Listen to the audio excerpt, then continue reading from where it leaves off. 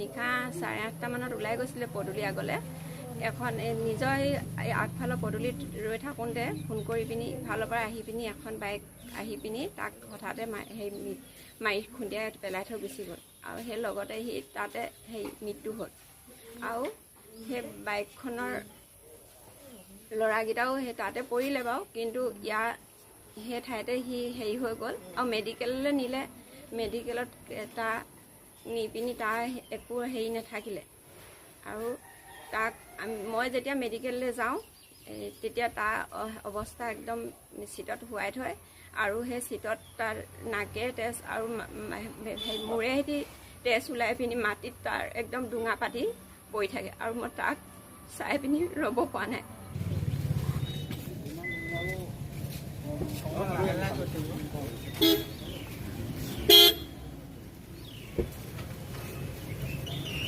আপুনি কি আপুনি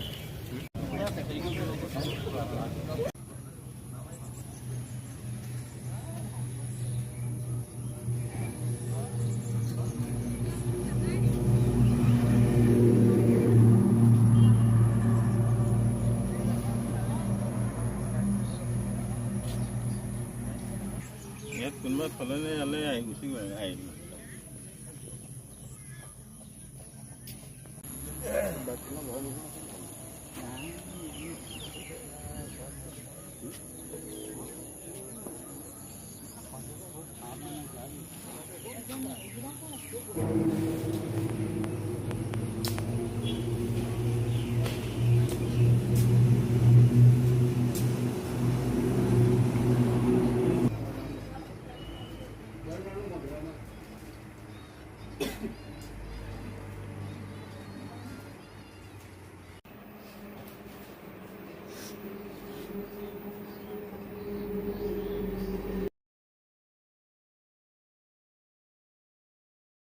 মোৰ ভাইটি কাকুল কোৱা কালি যোৱা গধূলি অসম আৰক্ষীত চাকৰি কৰিছিলে। সি ঘৰৰ পৰা নিশা 8:30 মানত ওলাই গৈছিলে পদূলি আগলৈ।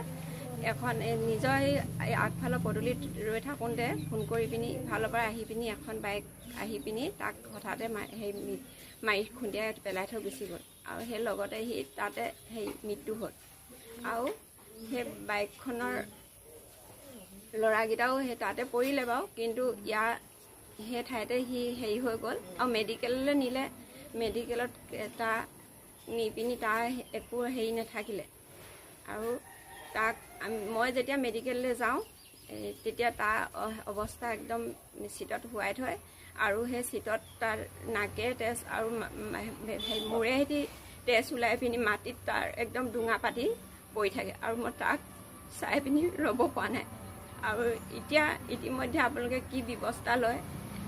আৰু ল'ৰাটো তেওঁৰ পত্নী আৰু মা আছে। সেই মা এতিয়া অথিয়বী হৈ পৰিছে ভাইটিক লৈ।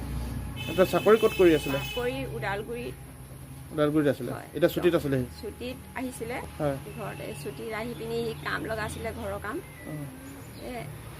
ঘৰতে একমাত্ৰ উপাৰ্জনকাৰী আছিলে নেকি? উপাৰ্জনকাৰী ভাইটি দুটা আছিলে। ইয়াত আছিলে মাৰ লগত।